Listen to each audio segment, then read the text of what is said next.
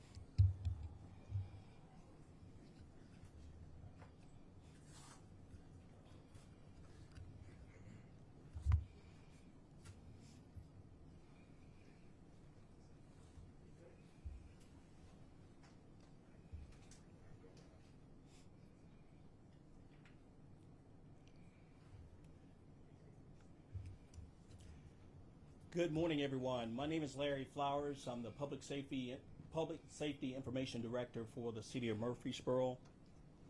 I'd like to thank each and one of you for coming today. Please keep in mind there are aspects of this investigation that we're not going to be able to talk about since these cases are still pending prosecution.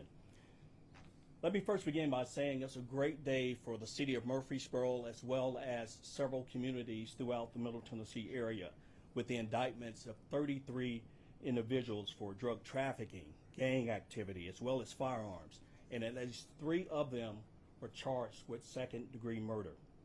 As of now, 27 of the 33 have been taken off the streets of Murfreesboro. This sends a strong message to those who may be involved in organized crime that there is no place for this in our communities. Criminal networks will be dismantled with the help of cooperative efforts from law enforcement agencies, as you see here today, and as well as those who could not attend.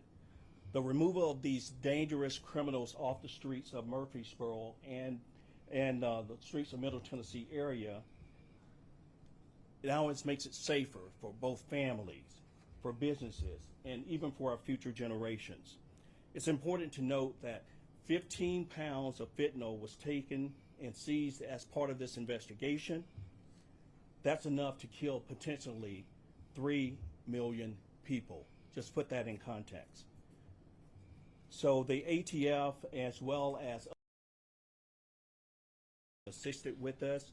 I'll give a brief synopsis of actually what happened. A nearly 2-year investigation began here in Murfreesboro, involving illegal drugs, gang activity, as well as firearms that resulted in 33 people. These individuals that you see behind me following a 2023 overdose death right here in the city of Murfreesboro. Detectives with the Murfreesboro Police Department Criminal Investigation Division, Special Investigation Section, as well as agents from the Tennessee Bureau of Investigation, they launched an investigation that began in November of 2023. Where an individual died here in our city from an overdose. Detectives from Metro Nashville Police Department also play a major role in this operation. In early 2024, investigators identified multiple suspects. They were connected to overdose deaths. Officers executed residential search warrants, multiple of them, in Murfreesboro, in Smyrna, Laverne, in Nashville, and other areas, confiscating a large quantity of fentanyls, including both pills as well as powder. As the investigation expanded, authorities uncovered a network of high-level fentanyl distribution operation out of Nashville and supplying Murfreesboro and other communities with these deadly drugs. By late 2024, investigators identified known gang members that were involved in drug trafficking. In early 2025, investigators intercepted plans by members to commit a first-degree murder. Metro Nashville Police played a critical role once we contacted them about this operation. They came out and they assisted, and we took those criminals off the streets, preventing a potential homicide. Further investigation revealed a cartel involvement with individuals that were arrested here in Murfreesboro that attempted to deliver a large quantity of fentanyl to the Middle Tennessee area, as well as we discovered a big fentanyl lab in Nashville and seized additional narcotics. And I think we'll have a screen up here. The things that were seized during this operation was 15 pounds of fentanyl, both powder as well as pills, 2.5 pounds of methamphetamine, 2.1 pounds of heroin, 2 pounds of cocaine, 61 firearms, including automatic weapons and guns linked to homicides. There were body armor and suppressors, 15 vehicles, at least 3 of those vehicles were stolen, $175,000 in U.S. currency, 17 residential search warrants, and evidence linked to 2 overdose deaths. Now we're going to show you, we're going to hand out later a list of each one of those people who were arrested so far. Again, 27 have been arrested, 33 total, and so there are outstanding warrants for those 6 remaining ones. It's important to note here in the city of Murfreesboro, we saw a decrease in overdose deaths last year. Since 2020, we've had an average of 51 overdose deaths a year. Last year, we saw a reduction, 38% in reported overdoses, 29% in the reduction of overdose deaths. That's due to the hard work of our men and our women that works in our Special Investigation Division, you know, as well as a collaborative effort from these agencies that are represented today. To put that in context, that's more, we see more overdoses here in the city of Murfreesboro than we see suicides, homicides, and vehicle fatalities all combined. To put that in perspective. Now, speaking today, we're going to go in this particular order. Daryl Richardson, he's the Assistant Director for the Tennessee Bureau of Investigation. Lieutenant Matthew Bogowski, he's with the Metro Nashville Police Department Specialized Investigation Division. Nick Supio, I'm sorry, I mispronounced your name. Supios. He's with the Tactical Diversion Squad Group Supervisor with the DEA, and Chief Jason Irvin with Smyrna Police, and we'll go in that particular order. Good morning, thank you, Larry.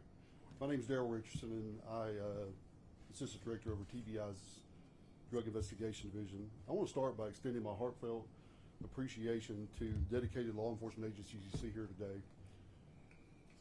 Their relentless efforts, teamwork, and unwavering commitment to public safety have been crucial in this operation. Today is a testament to the power of collaboration when it comes to protecting our communities, and when we unite, we succeed. This investigation is proof yet again that there are individuals right here in our state who are trafficking in deadly drugs, firearms, and have absolutely no regard for human life. But let me make this crystal clear. We are not backing down. We are using every tool at our disposal, and we are going to do everything it takes to stop these dangerous criminals. There are countless drug investigations at this state you likely never hear of, and that's because we don't stop at just one arrest, and that's where we start. One lead connects to another, and that's how we continue to dismantle these criminal networks piece by piece. And that's exactly what's happened here. This investigation began 2 years ago following a series of tragic overdoses right here in Middle Tennessee. We knew that one overdose was one too many, and we weren't just going to sit back. We didn't stop at targeting the street-level drug dealers. We went after the entire drug trafficking organizations fueling the chaos. And today, we're here to announce the significant progress that we've made. I can say with complete confidence that thanks to the relentless efforts by the investigators involved in this operation, lives have been saved and our streets are safer. But let's be also say this. This will not be the last time you hear from us. We will continue to deliver because once again, this isn't the end of the line, it's our starting point. We're going to keep pressing forward, protecting the innocent and holding the guilty accountable. That's our promise to you, and we will not rest, not here, not now. Thank you.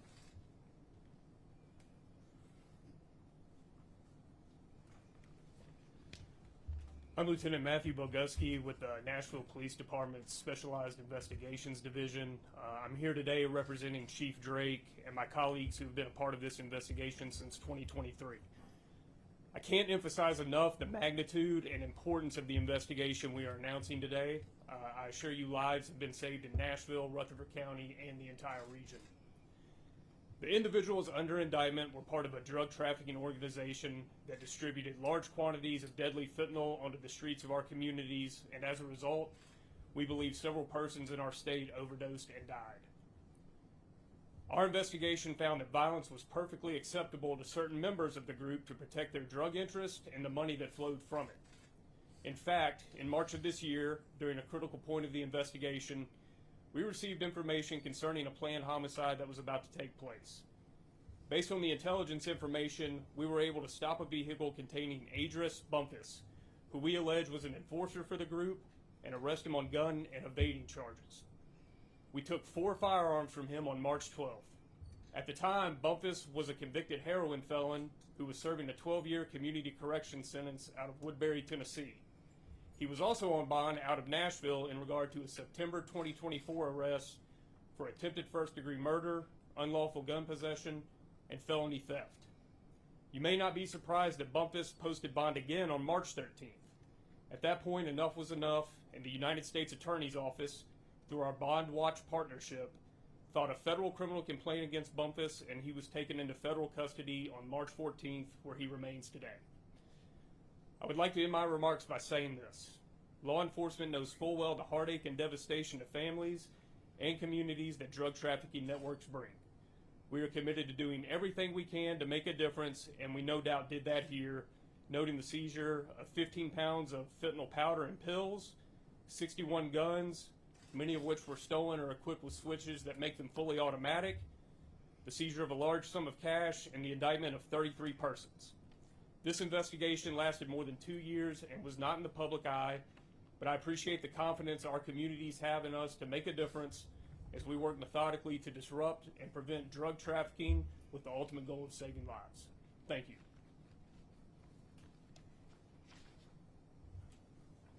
Good morning. My name is Nicholas Supios. I'm with the DEA. I'm here to represent the Nashville District Office and Assistant Special Agent in Charge Matthew Daly, who could not be here today. I'll keep it brief. DEA just wants to reaffirm the fact that we are committed to assisting our law enforcement partners, federal, state, local level.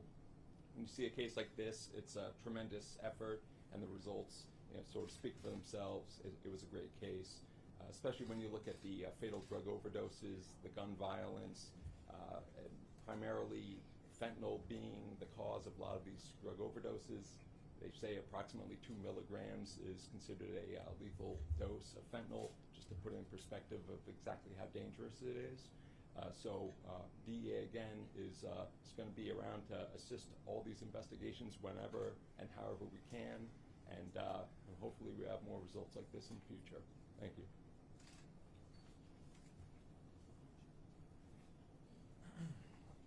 I'm Jason Irvin. I'm the Chief of Police for the Murfreesboro Police Department. I want to say I'm very proud of our participation and involvement in this case. These cases, having worked investigations many years, are very painstaking and integral. It takes a lot of work, and I think a lot of people that are not in police work don't understand how deep and how involved these cases get, and the time it takes, the hours that people have to take away from their family, the danger they put themselves in for working these cases and be involved in these investigations. And I think it's important to understand that all that is done, people sacrifice and make those sacrifices in order to keep our community safe and to save lives. And I think it's really important that we continue to collaborate and work together. As someone mentioned earlier, we're stronger together. And when we work together, we're able to solve a lot of these cases, put the pieces together, and do a lot of good for our community. Thank you. And again, we want to thank all of our partners who participated: Metro Nashville Police Department, the DEA, the Bureau of Alcohol, Tobacco, and Firearms and Explosives, who's represented on the end, Murfreesboro Police, the Tennessee Highway Patrol, Laverne Police, Rutherford County Sheriff's Office, and the 18th Judicial District Drug Task Force. Again, there are certain aspects of these cases that we can't discuss, but we will take a few questions. Hi there, Lexi Wilson with News 2. You said this investigation started after an overdose death in 2023. Can you give any details on that? And what does this outcome mean to that family and those who have lost a loved one to fentanyl? Sure. You have to understand right now, those families are still dealing with the loss of a loved one. We're going to keep their information private. Just know that all of our officers and all of these partnering agencies did whatever they could to bring justice for those families with these arrests. What goes into an investigation like this? It seems like it's a lot of hard work, and I mean, 33 Sure. indicted, you don't really see that very often. 2 long years of hard work, sweat and tears. These detectives, these officers, putting their lives on the line, their at risk, going after these hardened criminals. As we mentioned, gang activity, drug trafficking, firearms. It takes a lot to conclude an investigation like this, and we're just happy it resulted in 33 indictments, 27 of those already in custody. Out of those 33 indictments, do you expect perhaps more charges for other folks because of this investigation? The investigation is ongoing. It's continuing. So what the future holds, we will see once we get to that situation. But what's important is that 33 hardened criminals have been taken off the streets of Murfreesboro, Nashville, Smyrna, Laverne, and other cities within Middle Tennessee.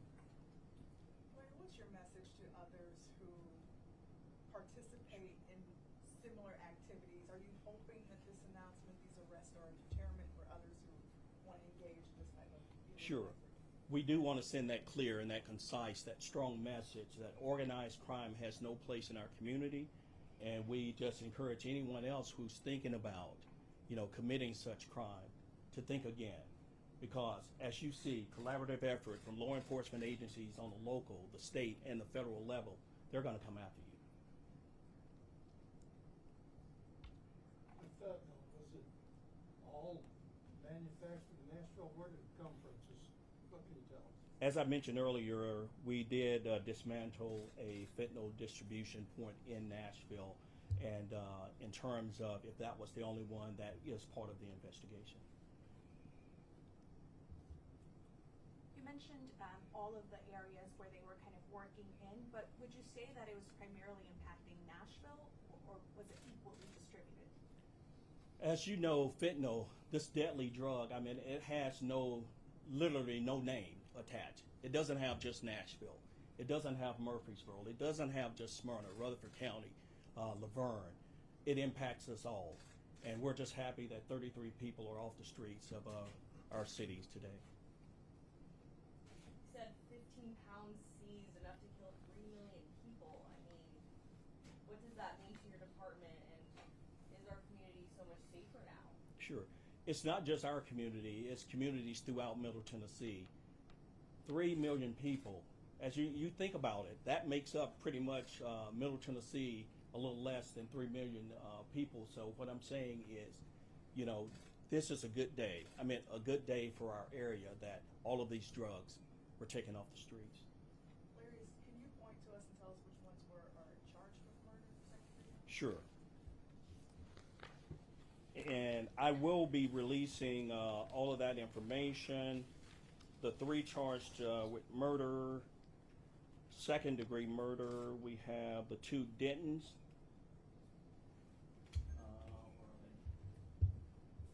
Okay, Keith and Michael Denton, and then there's one more. Let's see.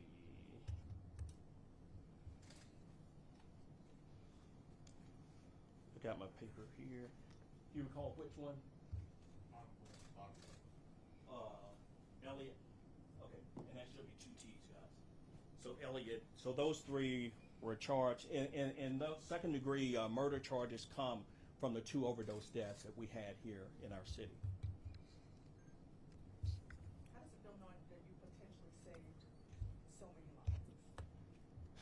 That's the message we need to send. We potentially save more than 3 million lives by taking this deadly fentanyl off the streets of Murfreesboro. And it's just a testament of the hard work of these men and women who worked undercover, who worked day and night to bring this case to a conclusion. You spoke a lot about collaboration. What Yeah. exactly goes into an investigation like this? Literally, you have tons of men and women that are working, again, hard working around the clock, undercover investigation, putting their lives at risk. You know, we got undercover agents in this room right now. That's why I asked not to turn your camera around, that did so much to help indict these 33 people. And again, we're just thankful that our streets are safer, our families are safer, and our future generations are safer. Announcements like today are rare. What would be your message to the police officers who kind of made this all possible? Sure. Again, you have to take your hat off to each and every agency. I've named them all, and I'm telling you, if they're not here today, they wanted to be here. You know, each one of these agencies deserve credit, because just that collaborative effort with them coming together, again, day and night, daily for 2 years. Just keep that in mind, 2 years. It took 2 long years to bring this case to a conclusion. Why is accountability so important for something like this? Well, anybody thinking about doing drugs or committing these heinous crimes in our community, accountability is key. You have to be accountable for your action, and believe you, these agencies are going to come after you next. You mentioned cartel. Can you elaborate more on that and what that bigger picture is? Sure. Well, that's part of the ongoing investigation, exactly what cartel was involved. In terms of what gangs were involved, that will come out in court. But it had a connection to a cartel as well as known U.S. gang members. You mean like an international cartel? What I can tell you is a Mexican gang, not going to name which gang it was, but we had connection to a Mexican cartel as well as U.S. gangs. Out of the 33, do you know how many were or are citizens? I don't have that information in front of me, but that's something we can look into and maybe get back with you later. Do all of them reside in Nashville, or were these warrants executed? The warrants were executed not only in Nashville, in Murfreesboro, in Smyrna, in Laverne, throughout Rutherford County and other parts of Middle Tennessee area, including Robertson County. Do any of the arrests have anything to do or tied with the recent arrest in Warren County? I don't have that information in front of me, Scott, so I can't intelligently answer that question.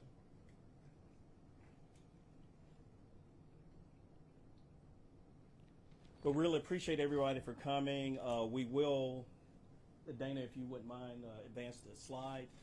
For any of the evidence that we showed today, just scan this QR code, and that will take you to a link for you to download in terms of all the photos, the suspects. I even put them out individually so you can make your own graphics. Really appreciate you for joining us, and thank you, especially all the media, for coming out to spread this important message to the Middle Tennessee community. Have a great day.